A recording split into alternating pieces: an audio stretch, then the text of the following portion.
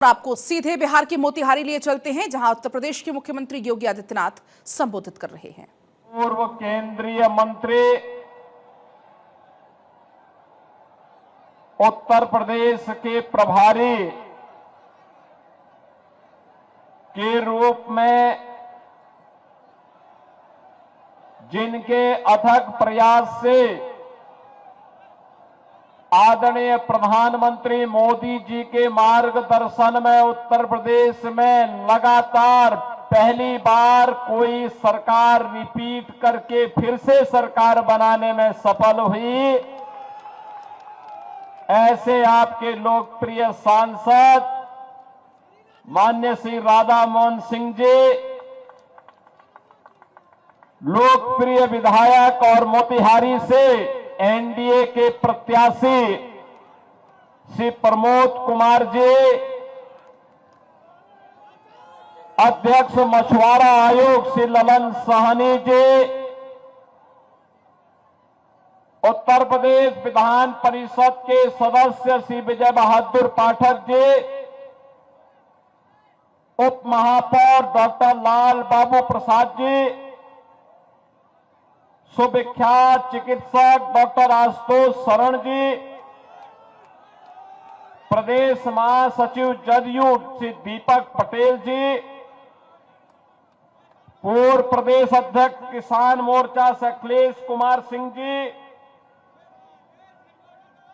संयोजक प्रकाश आस्थाना जी, प्रदेश अध्यक्ष राष्ट्रीय लोक मोर्चा डॉक्टर दीपक कुमार कुशवाहा जी, जिलाध्यक्ष जदयू श्रीमती मंजू देवी जी, Bharatiya Janata party JDU LJP और एनडीए के सभी सहयोगी दलों के पदाधिकारीगण भारी संख्या में मोतिहारी के मेरे सभी उपस्थित बहनों और भाइयों, इस पावन धरा को, जिस पावन धरा ने मां जानकी को शरण दिया हो, जिस पावन धरा ने मोहनचंद करमचंद गांधी को महात्मा गांधी की उपाधि से अलंकृत करके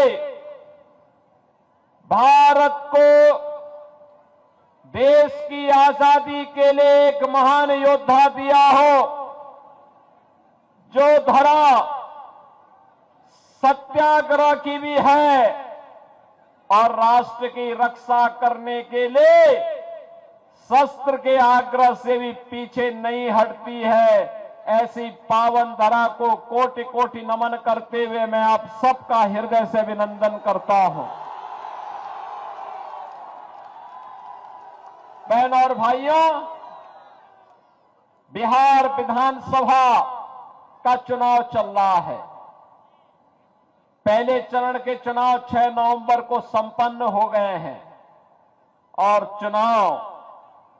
पहले चरण के चुनाव में बिहार की जनता ने साबित कर दिया है, जो रुझान दिखाई दे रहे हैं, रुझान बताते हैं कि बिहार के अंदर अब लालटेन की धुंधली रोशनी में अपराध कोई नहीं कर पाएगा, बल्कि मोदी जी के नेतृत्व में, मार्गदर्शन में, नीतीश बाबू के नेतृत्व में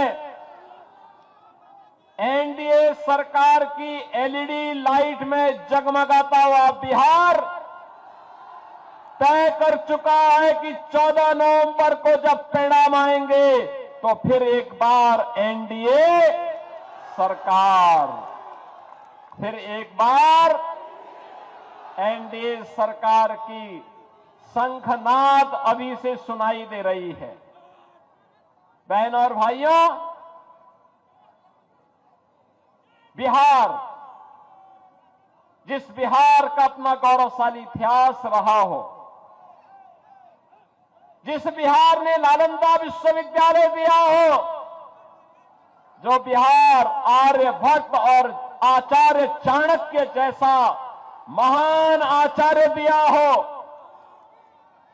जिस बिहार ने महात्मा बुद्ध को ज्ञान प्रदान किया हो और जिस बिहार ने 24वें तीर्थंकर भगवान महावीर को जन्म दिया हो, आखिर वह बिहार किसके कारण साक्षरता में देश के अंदर सबसे पीछे हो गया?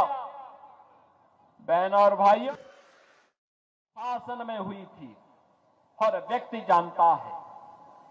अपहरण कैसे होता था? 60,000 से अधिक अपहरण।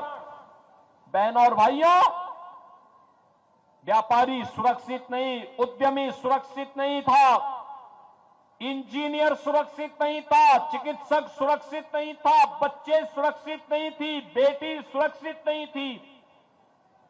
केवल आरजेडी का एक परिवार सुरक्षित था, बाकी पूरा बिहार असुरक्षित था।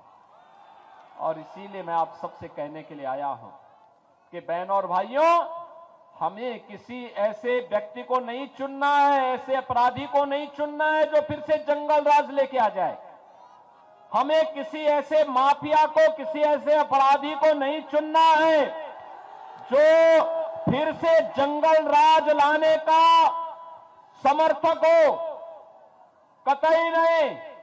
और मैं तो देख रहा था यहां पर, जैसे मैं मंच पे आया, मैंने यहां पर महागठबंधन के प्रत्याशी के बारे में जब मैंने सुना, 28 मामले और कोई ऐसी आईपीसी की धारा नहीं, बीएनएस की कोई धारा नहीं जिसमें उसके खिलाफ मामले न दर्ज हुए हों।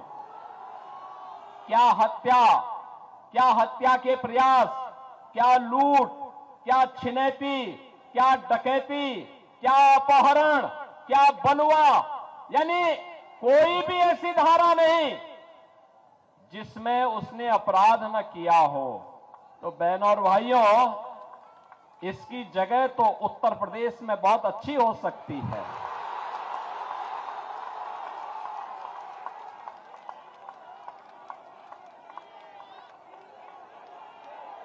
ऐसे लोग उत्तर प्रदेश में अगर चुनाव लड़ते ना,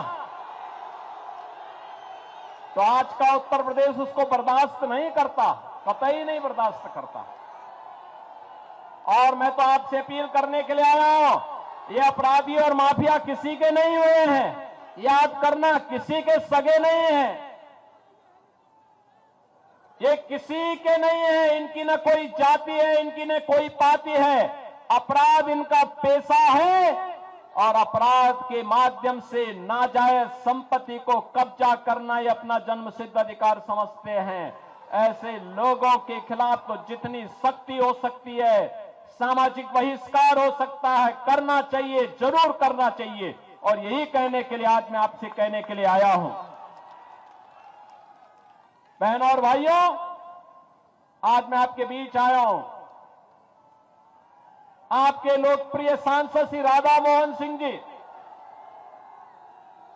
एक लंबे समय से आपको नेतृत्व दे रहे हैं, उन्होंने विकास कराया है, इस क्षेत्र को एक नई पहचान दी है। अपनी सरलता, सहजता, कर्मठता के कारण जाने जाते हैं और लगातार विकास के प्रति आग्रही रहे हैं। उन्होंने कहा कि आप एक बार जरूर आ जाइए। मैंने कहा मैं जरूर आऊंगा। आपने एक बार कह दिया जरूर आएंगे, आपके क्षेत्र में जरूर आऊंगा। और प्रमोद बाबू के लिए मैं भी वहां पे अपील करने के लिए जरूर आऊंगा। आप प्रमोद कुमार जी को प्रत्याशी, जो भाजपा के एनडीए के प्रत्याशी विजयी बना के भेजेंगे ना विधानसभा में, फिर से छठी बार भेजेंगे ना। ये रिकॉर्ड बनाना है, ये रिकॉर्ड बनाने के लिए तैयार है ना? तैयार हैं? तो आप सभी दोनों हाथ पा करके थोड़ा अपना आशीर्वाद दीजिए। पीछे स्टेडियम में भी सीढ़ियों पर लोग बैठे हुए हैं, छतों के ऊपर खड़े हुए हैं सभी लोग। इधर उधर सबसे मैं कहूंगा, ये अपराधी और माफिया को फिर से विजयी नहीं बनने देना है। इसके लिए आपका आशीर्वाद प्रमोद कुमार जी के साथ है कि नहीं है ना? सभी लोग अपना समर्थन दे रहे हैं ना, आशीर्वाद देंगे ना। आशीर्वाद देकर के 11 नवंबर को भारी बहुमत से विजयी बना करके प्रमोद कुमार जी को भेजना है। भेजेंगे, सभी लोग भेजेंगे। दोनों हाथ बढ़ा करके मेरे साथ बोलेंगे, भारत माता की जय, भारत माता की जय, भारत माता की जय। जय श्री राम, जय श्री राम, जय जय श्री राम, जय जय श्री राम। सियावर रामचंद्र की जय।